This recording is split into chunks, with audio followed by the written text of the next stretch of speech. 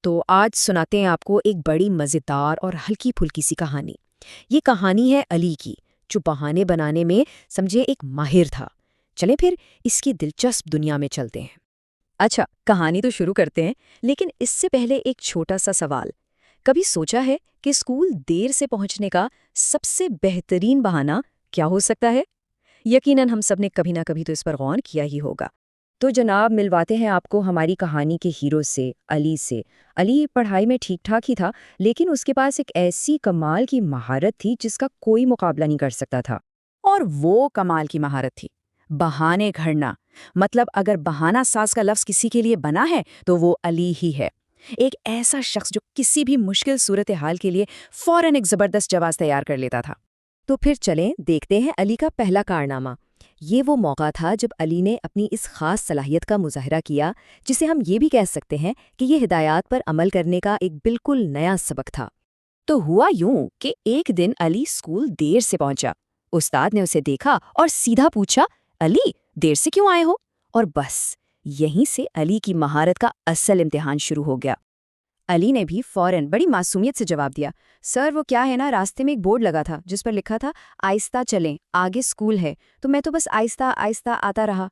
بس یہ سننا تھا اور پوری کلاس میں ہنسی کا طوفان آ گیا، یہاں تک کہ استاد بھی اپنی مسکراہٹ نہیں روک پائے۔ انہوں نے علی سے کہا، چلو بیٹھ جاؤ، لیکن کل سے وقت پر آنا۔ اچھا جی، تو اب باری تھی اگلے دن کی۔ علی کے لیے ایک نیا دن، ایک نیا چیلنج، اور ظاہر ہے ایک نیا بہانہ۔ اور اس بار کہانی میں ایک بلی بھی شامل تھی جو اسکول نہیں جانا چاہتی تھی۔ اگلے دن علی پھر دیر سے کلاس میں داخل ہوا۔ اس بار استاد کے چہرے پر مسکراہٹ بالکل نہیں تھی۔ انہوں نے ذرا سختی سے پوچھا، ہاں بھائی اب کیا بہانہ ہے؟ ارے لیکن علی تو علی تھا، وہ تو پہلے سے تیار تھا۔ اس نے فوراً کہا، سر آج تو میں بالکل وقت پر نکلا تھا، لیکن راستے میں ایک بلی کو سڑک پار کروانی پڑ گئی۔ استاد بھی حیران ہو گئے۔ انہوں نے پوچھا، بلی کو؟ اچھا، تو اس میں اتنی دیر کیسے لگ گئی؟ اور پھر آیا علی کا وہ جواب جس نے سب کو حیران کر دیا، سر وہ بار بار سڑک پار کر کے واپس آ جاتی تھی، مجھے تو لگتا ہے اس کا بھی اسکول جانے کا بالکل دل نہیں تھا۔ یہ سن کر تو پوری کلاس کا ہنس ہنس کر برا حال ہو گیا۔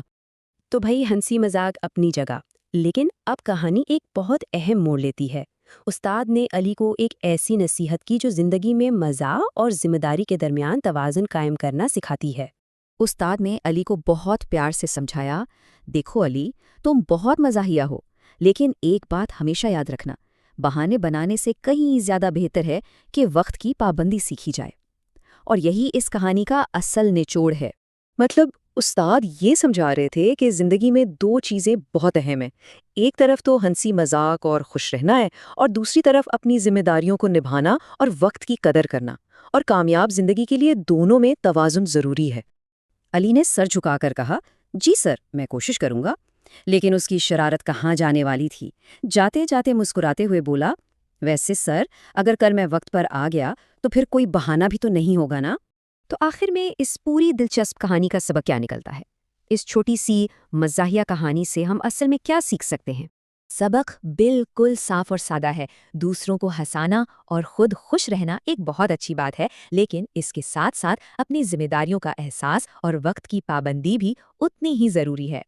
اور یہیں پر یہ کہانی ہمیں ایک بڑے دلچسپ سوال کے ساتھ چھوڑ جاتی ہے کہ ہم اپنی زندگی میں حاضر جوابی اور ذمہ داری کے درمیان ایک خوبصورت توازن آخر کیسے قائم کر سکتے ہیں۔ اس بات پر غور ضرور کیجیے گا۔